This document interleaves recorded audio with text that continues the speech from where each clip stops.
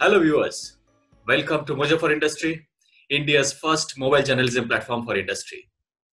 Electrical equipment manufacturing segment is one of the most robust industry segments in India, with combined turnover of $50 billion and contributes more than 8.5 billion US dollar to exports.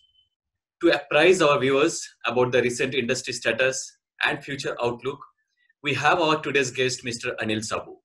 Sabuji, namaskar. Namaskar. So Mr. Sabu is the president of Indian Electrical and Electronics Manufacturers Association, that is IEMA, the apex association of the Indian electrical equipment manufacturing industry. So to start with, how was the year 2020 for electrical equipment industry in India?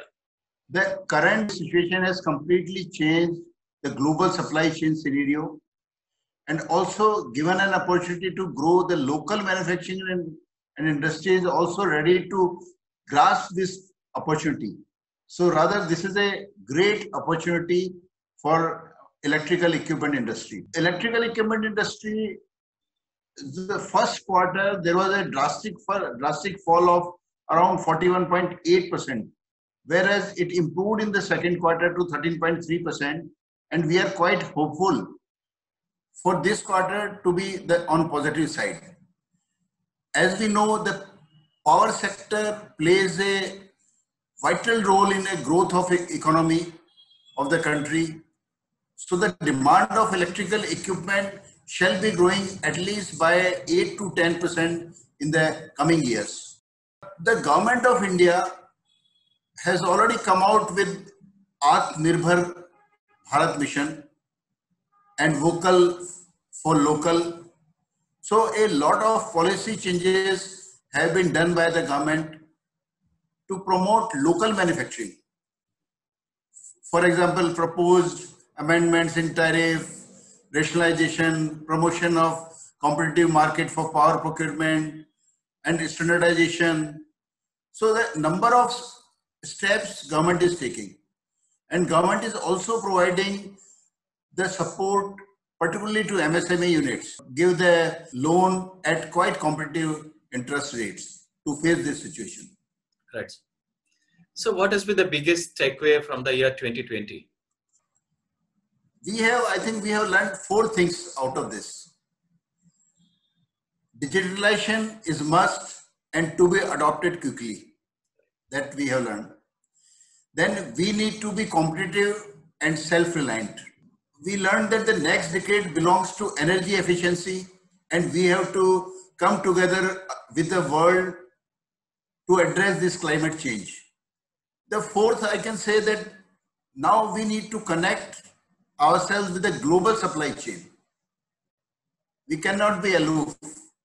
So these are the four learning, and we have to prepare for every situation in the future. That also we learned. And our industry needs to upgrade and innovate. The government has announced some restrictions on Chinese imports of electrical equipment. So how has this restriction on Chinese imports started delivering results for the industry? It's too early to comment on this, but the government of India is very clear about this and had launched this ambitious program to counter this threat. Ministry of Power and CA are aggressively working towards creating manufacturing hubs to indigenize production of such items which are not manufactured in the country and are necessarily being imported. This activity is being conducted in collaboration with PSUs, NTPC, NHPC, Power Grid, and IEMA. And I am really glad to inform you that at least dozen or more than 20 informal meetings have been taken place by Additional Secretary, Ministry of Power.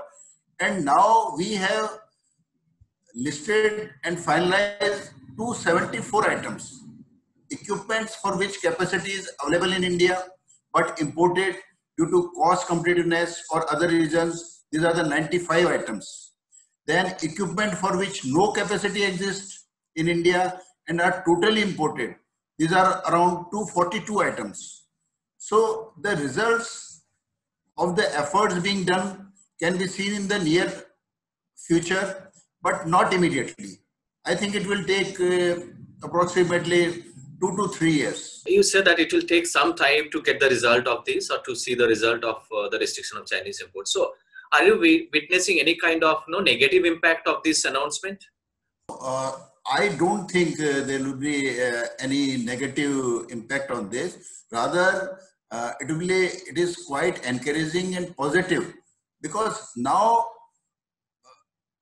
the people who are importing, they don't have any choice other than to develop Indian industries. Right. And they are coming to us to develop the solution, and they are supporting this cause. Right. Even even a year back, we used to discuss about the underutilized capacities of Indian electrical equipment manufacturing industry. So, do you see that scenario is going to change after these sort of announcements? India's capability, technological capability, is world known in IT sector, but in electrical equipment sector also they are quite capable. You'll be glad to know that even 30% of engineering research and development is being done in Bangalore itself, in India, I mean. Right. So we are all capable, and we have spare capacity, particularly for electrical equipment. Only what we needed was that some technological trends, and we need some technical tie-up with some foreign companies to come out with the new trends in electrical equipment industry. So you mean to say, so there is no disruption in the supply chain as of now after banning after putting the restriction of Chinese equipment? You see, supply chain was initially affected, but now people are gearing up to look for new alternatives. Right. Yeah. So they are focusing on other countries also. They are inviting the industry leader from other countries to set up some industries in India. So when you say Atmanirbhar Bharat, as well as vocal for local, we talk about export as well. But when you say the share of domestic electrical equipment industry in global trade, it's very minuscule till now. What are you doing as a IMA president or IMA as an association to increase this market share in the global market? As per International Electrical Association, the total demand in the world is around 500 billion US dollar. And out of that, you rightly said that we have just 1.75% or approximately 2% of world market. And we can grow up to 5%. And this is possible, as I told you earlier, that we have to adopt new technology, we have to go for R&D. As an industry, are you getting adequate support from the government, or especially at the policy level, that will encourage the export of electrical equipment industry to the developed countries? In the coming up budget, we have given many suggestions to government, and we are expecting big announcements for the infrastructure investment, including in the power sector. And IMA has also made suggestion for the budget 2021, which includes some provision of Chapter 98 for concessional basic custom duty under HNSS code 9801 under Chapter 98, which is obsolete now. The other suggestions we have given is to reduce the basic custom duty on primary aluminum from 7.5% to 5%, so that there is a level playing field for both the secondary manufacturers and end consumers can be ensured. Made the suggestion to government to again implement the 200% reduction on R&D, which earlier was, so that new technology development can be encouraged and industry can spare some money out of their profits in R&D. We have also made some suggestions on the foreign trade policy for having a level playing ground for local manufacturers of such goods covered under the FAT, so that the Make in India policy is not diluted. the government of India also support and promote various clusters. Now they have also come out with making some incentives for cluster manufacturing so that we can be more productive and we can be most cost competitive. We had our discussions earlier too that we spoke about the electrical equipment manufacturing cluster. So what is the situation now and what sort of progress you made during this 1 year in that direction? This cluster manufacturing, actually we were suggesting to the government earlier also, but now they have come out and it is the policy is about to be announced that what the benefits the cluster manufacturing will have. Even some of the areas can be allotted where the land will be at discounted rates, as well as they will provide some testing facility in one area so that all the manufacturers who comes under the cluster manufacturing can get the benefit out of it. Sir, have you made any kind of presentation to the government on the state where you are going to set up the cluster manufacturing for electrical equipment, as well as the kind of support you need? The support we need, that we have already specified to the government in one of the recent meetings, but the policy will be like that they will invite applications from all the state, and whichever the state is going to give them more facilities or benefits, they can allot that to that particular state.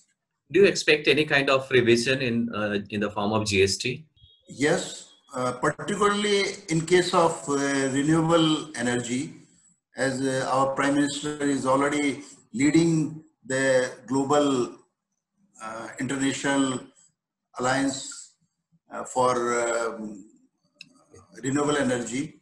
So I'm sure that the government will come out with some of the deduction in GST in case of some of the renewable energy sector equipments.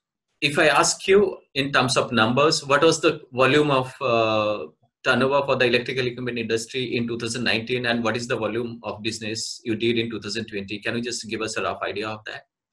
Yeah, around total turnover of electrical equipment industry was in 2019-20, it was around 50 billion US dollar, and I foresee that approximately 8 to 10% enhancement will be there year after year, because you see, economy, when our economy is going to grow, then the power is the most vital thing. Even after a slowdown for almost 3 quarters, so you mean to say that you are going to continue with 8 to 10% growth even in this particular financial year? Not exactly in this financial year, because in this financial year it was already, there was average downfall in first 6 months was 28%. So now if even it come to positive, we will not be able to achieve. But next financial year from 2021 to 22, we are going to achieve 8 to 10% growth in case of electrical equipment industry. So the business of electrical equipment industry, or the performance rather of electrical equipment industry, is directly proportional to the business of distribution companies, whereas the distribution companies are not doing well for past few years. So how this scenario is going to change and what sort of actions you expect from the government? The government of India has already a statement that they want maximum return on power, and DISCOMs has to be competitive. They should not, they should be profit making. So as such, what I foresee is that government is going to privatize most of the DISCOMs. So to make them profitable, as well as they can even sell out some of the cities or DISCOMs to private sector, so that both efficiency can be achieved. One last question I have for you. What are your expectations from the year 2021, especially being an association president that's having huge responsibility to meet in next few years? Shubhajit ji, I am very positive. I am very positive. about the year 2021, because we all have learned so many things together, like digitalization, and we have already prepared ourselves for the worst. When you are prepared for the worst, then only see happens is the best things. So very clear mandate to industry. That is, our focus should be on adoption of new technology, going for R&D and innovation, standardization of products, and we have to achieve the quality through Industry 4. And also we need to build our capability to share the global market. And now the world is market. It's not only India. So once we achieve all these things together, now the entire world is open for us.